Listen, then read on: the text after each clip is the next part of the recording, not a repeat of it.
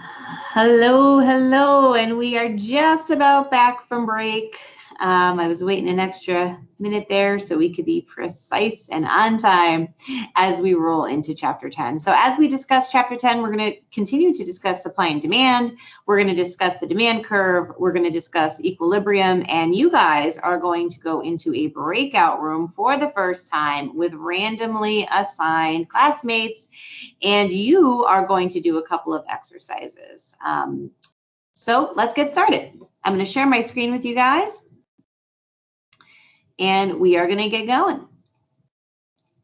Should come up in just a second here. And there we go. So I made my own PowerPoint for this one because the chapter 10 PowerPoint is great. That comes from the book. It just really just outlines exactly what's in the book. So it's kind of like reading the book. This one's a little bit better because it gives us what we need. So in key concepts in this chapter, and we've been talking about these things all along, you're probably looking at this going, I know that we've talked about the supply curve and the demand curve and all of this stuff already. And that is true. We have. We've led into it. And now we're going to continue to talk about it in its totality. So a supply curve describes how much producers are willing to sell at each price. A supply curve. How much do you have? What are you willing to sell and at what price? Think about the supply curve for toilet paper. People were trying to buy it all up, and then they were selling it at a particular price when we had that, the original COVID rush for TP. I always think of that because I think it's funny how that happened. A demand curve describes how much consumers are willing to buy at each price. So your supply curve is how much product or how many services or whatever it is the producers of that product or service are willing to sell and at what price. And the demand curve is how much consumers are willing to buy and at what price, right? Because you need sellers to sell stuff and you need consumers to buy stuff. Sellers are going to sell stuff at a certain price and consumers are going to buy stuff at a certain price or not, depending on, what the price is. So a demand curve describes how much consumers are willing to pay at each quantity.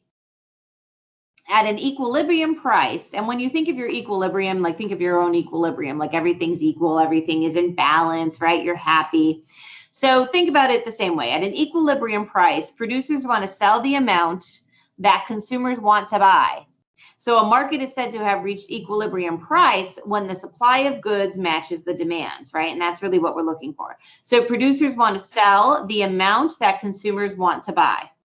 So everybody's happy. They want to sell it. Consumers want to buy it. Everybody's happy. It's the equilibrium has been reached.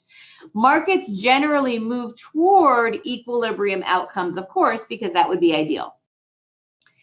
Later on in your chapter, it talks about expansion of insurance. So expansion of insurance usually makes the equilibrium price and quantity rise, right? So it's like anything else. When you think about, moral hazard and all that stuff that we talked about before, price and quantity go hand in hand there. So insurance and professional advice influence the demand for medical goods and services. So again, when we are talking about how we get services, how we get goods, why people want certain things, why people do not want certain other things, right? When we talk about all that, when we think about all of that, we're thinking about supply and demand. We're thinking about shortage and surplus.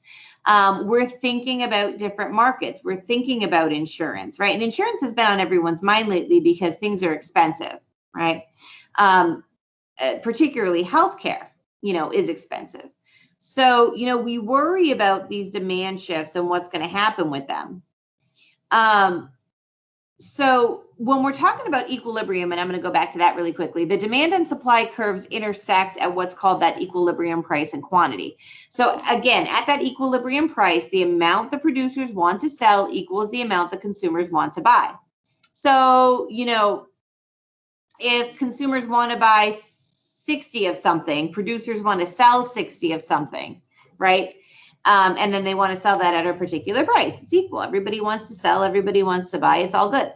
So markets tend to move toward equilibrium points. So if the price is above the equilibrium price, so let's say that the price was $100, the equilibrium price. At that price, consumers want to buy, sellers want to sell. But if the price is above equilibrium price, let's say it's $150, producers will not meet their sales forecast because it's higher than what consumers want to pay.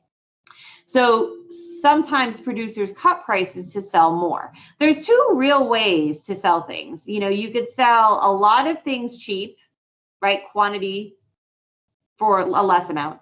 Or you could charge more and sell fewer units, but make the same amount of money. But you would have to make sure that some people at least still want to buy it, which is typically the issue, right? If you're charging too much for something, I'm not going to buy it because I don't want to feel like I'm being taken, right? Neither do you. Nobody does. Nobody likes to feel like they're getting taken by anything in particular. And I think, you know, that's all pretty realistic. So supply and demand analysis can help us as managers anticipate the effects of changes in policy, technology, prices, stuff like that. And it's a valuable tool that we use as managers to quickly anticipate the effects of shifts in demand or supply curves, right? So short-term shifts in demand are likely to result from one or two things, mainly changes in insurance or shifts in the prices or characteristics of substitutes or complements, which we talked about last week. Short-term shifts in supply are likely to result from, you know, changes in regulation, shifts in prices, changes in technology, something like that.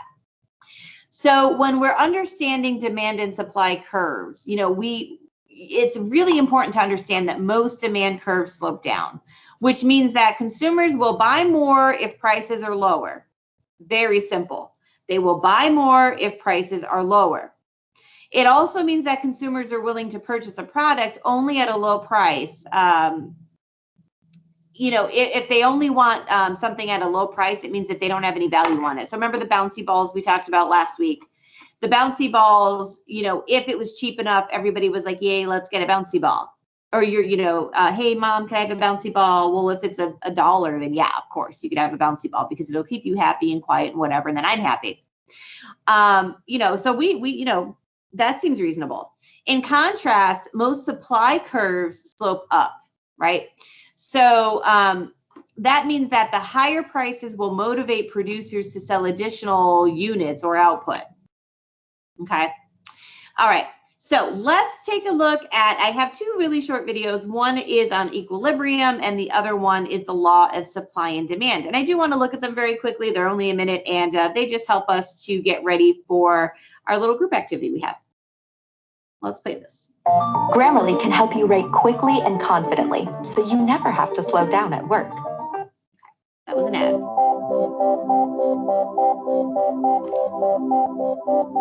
Equilibrium is a state of balanced supply and demand. On a graph, equilibrium occurs when the price and demand curves intersect. At this point, consumers are getting the amount of goods they want, suppliers are selling their goods, and prices become stable. To find the equilibrium price for hammers sold at the hardware store, chart the price on the vertical axis and the quantity produced on the horizontal axis. The demand curve slopes down because the hammer's price decreases as more customers demand them, while the supply curve slopes up because producers will supply more hammers at a higher price to increase revenues. The equilibrium price is found where these curves intersect. Reaching equilibrium can only be done in theory because the prices of goods and services change with fluctuations in demand and supply. For example, too much supply generally causes prices to decrease, which leads to greater demand. Supply and demand are relatively equal, and the market is generally in equilibrium, where major indexes experience a period of consolidation or sideways momentum. Alrighty. And again, Investopedia, I really like Investopedia because it gives us what we need and it gives it quick and easy. Okay, before we get to our breakout room exercises, we're going to look at law of supply and demand, also very quick. Grammarly can help you write quickly and confidently, so you never have to slow down at work. We love that Grammarly ad. Okay.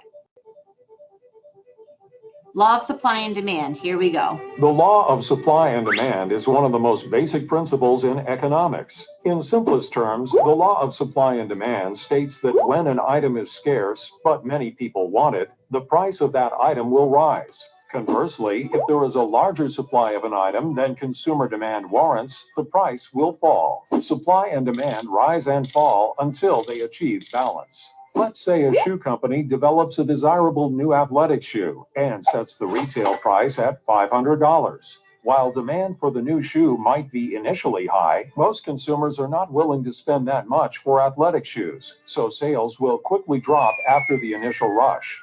With declining sales, but plenty of shoes to sell, the manufacturer will reduce the price until the demand rises again. When the demand for an item balances with the supply of that product, the market is said to be at equilibrium. The concept of supply and demand can also extend beyond the buying and selling of goods to describe behaviors across the economy. For example, when unemployment is high, employers can offer lower salaries because the demand for employment is higher than the supply of available jobs. When the situation reverses, employers have to offer higher salaries to attract employees.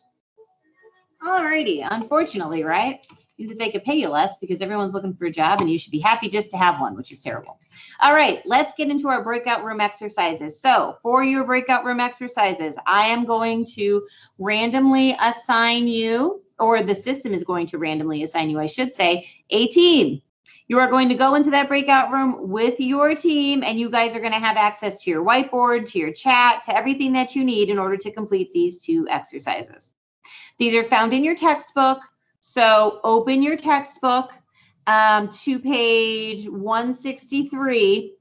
I should put this on the PowerPoint, shouldn't I? Let's see. Let's do this. Page 163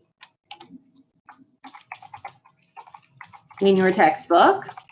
And that's where they are. Of course, they'll be here too, but I'm not really sure if it's going to continue to show you this once you go into your breakout room. It may not. I'm not really sure. I don't know what it looks like from your side, so you guys are going to have to let me know. But you're going to do 10-1 and 10-2, and I'm going to give you about 20 minutes to do this, and then we'll come back and we will discuss it. Make sure that you write down these answers so you could put them into the chat, or you could respond in some kind of a way. All right, guys, let's do it.